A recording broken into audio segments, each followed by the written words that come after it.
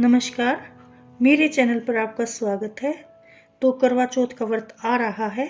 मैं आपको बताऊंगी कि मैं किस तरह से करवा चौथ का व्रत करती हूँ और उसकी पूजा करती हूँ।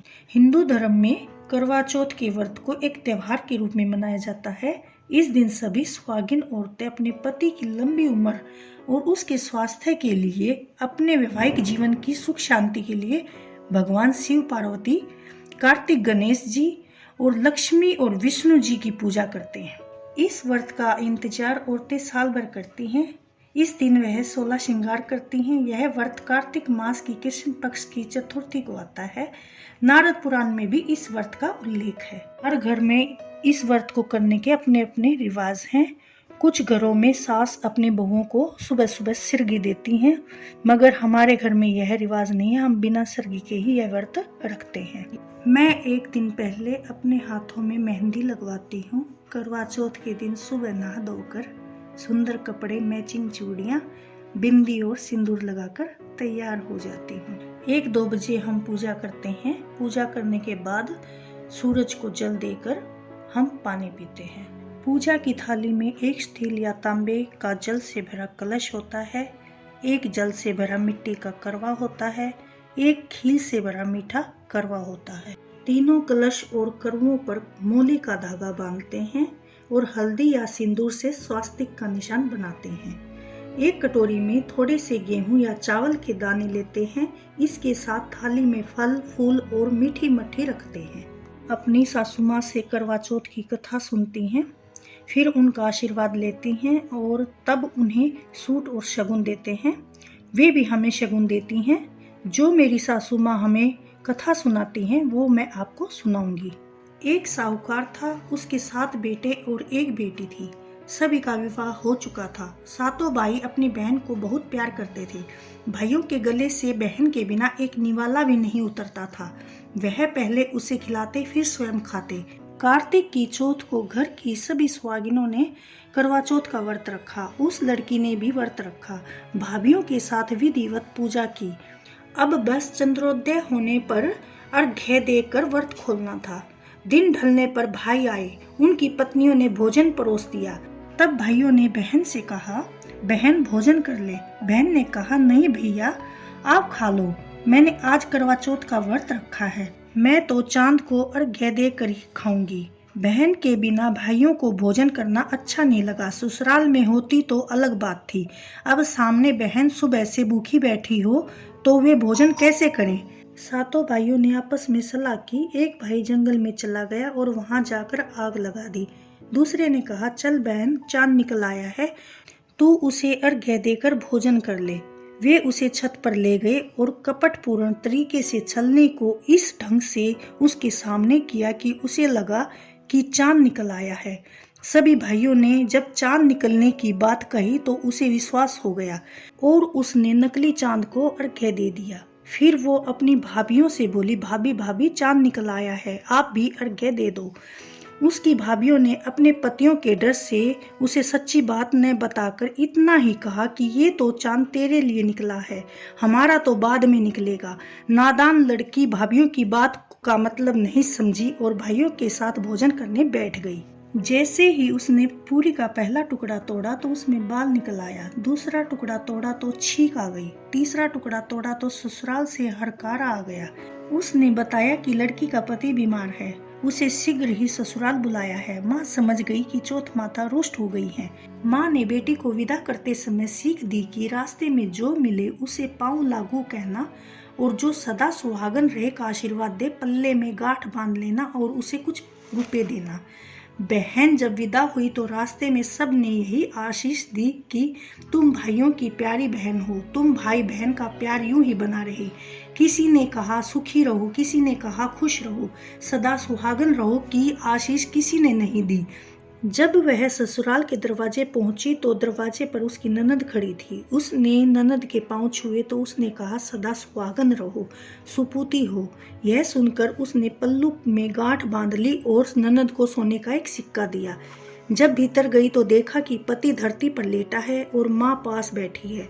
चौथ माता के कोप का प्रभाव ऐसा था कि उसके पति को न मरा कहा जाए न जीवित। उसे देखकर सास ने कोई उत्साह नहीं दिखाया और उठकर बाहर चली गई। बहन अपने पति की सेवा करने लगी। समय बीतने लगा। वह पति की सेवा में जुटी रही। सास जो रूखा सूखा भेज देती वही खाकर पति की सेवा करती। इस प्रकार मंगसर की चौथ आई तो चौथ माता की आवाज आई, करवा ले भाइयों की प्यारी करवा ले। वह हक्की बक्की सी इधर उधर देखने लगी मगर चौथ माता कहीं दिखाई नहीं दी। तब दुखी होकर वह बोली, हे चौथ माता, मैं जानती हूँ आप मुझसे रुष्ट हैं और आपने ही मेरा सुहाग उजाड़ा है। अब आप ही मेरा हंसता खेलता सुहाग लौटाएंगी। हे माँ, मेरा उद्धार करो। ये सुनकर चौथ माता बोली, पोष की चौथ आएगी तो उससे ये सब कहना, वो मुझसे बड़ी है, वही कुछ करेगी। इस प्रकार पोष की चौथ आई, माघ की चौथ आई, फागुन चौथ आई, बैसाख, ज्येष्ठ, आषाढ़, सावन, भादों की सभी चौथ आई और सब यह कहकर चली गई कि अपनी व्यथा आगे वाली को कहना। इसी प्रकार आसोज की चौथ आई तो उसने बताया कि कार्तिक की चौथ तुमसे रुष्ट है, तुमने उसका व्रत खंडित किया था, उसे मनाओ, वही तुम्हारा सुहाग लौटा सकती है। वह आए तो उसके पैर पकड़कर बैठ जाना और तब तक मत छोड़ना जब तक वह तुम्हें सदा सुहागन का आशीर्वाद न दे।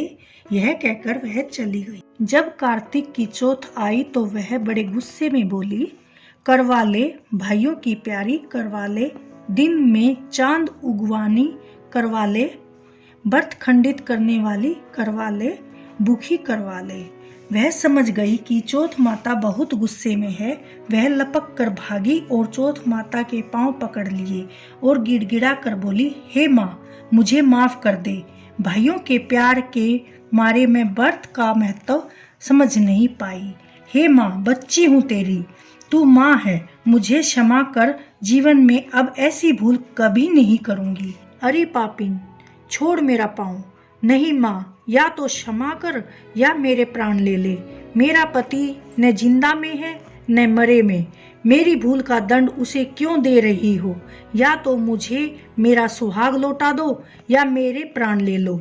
नहीं छोड़ूंगी तेरे पाँव। यह कहकर वह बिलक बिलक कर रोने लगी। चौथ माता को उस पर दया आ गई। उसके आंसुओं ने चौथ माता के क्रोध को शांत कर दिया। वह बोली, चल चल, अब छोड़ मेरे पैर। क्षमा किया मैंने तुझे। याद रहे, जीवन में अब कभी भी ऐसी भूल मत करना। सदा सुहागिन हो, सुपूती हो। कहकर चौथ माता ने आंख से काजल, नाखून से मेहंदी और टीके से रोली लेकर छोटी उंगली से उसके पति पर छींटा दिया तो वह उठकर बैठ गया। तभी माता अंतर्ध्यान हो गई। पति बोला, मैं तो आज बहुत सोया, बहुत गहरी नींद थी। नींद नहीं थी, पता नहीं क्या था। आप न जीवित थे न मृत। मेरी भूल के कारण चौथ माता आप पर कुपित हो गई थी और उनकी कृपा से आप अच्छे हुए हैं। जय चौथ माता की, जय चौथ माता की। उसके पति ने कहा, अब चौथ माता का उज्जमन करो। उसने खुशी खुशी चौथ माता की कहानी सुनी, करवा पूजन किया और पति पत्नी दोनों ने प्रसाद खाया। फिर हंसी खुशी चौपड़ खेलने बैठ गए। दूसरे घर से सास ने बहू के लिए रूखा सूखा भोजन भेजा। दासी लेकर आई और उन दोनों को बैठकर चौपड़ खेलते देखकर चौंक पड़ी। भागी भागी वो मालकिन के पास गई और बताया कि बहू बेटा तो खुशी खुशी चौपड़ खेल रही हैं। तब से सारे गांव में यह समाचार फैल गया कि चौथ माता का व्रत करने से सुहागिनों का सुहाग अखंड रहता है। हे चौथ माता, जैसे आपने साहूकार की बेटी को सुहाग दिया, उसी तरह सबके सुहाग की रक्षा करना। जय चौथ माता, जय चौथ माता, जय चौथ माता।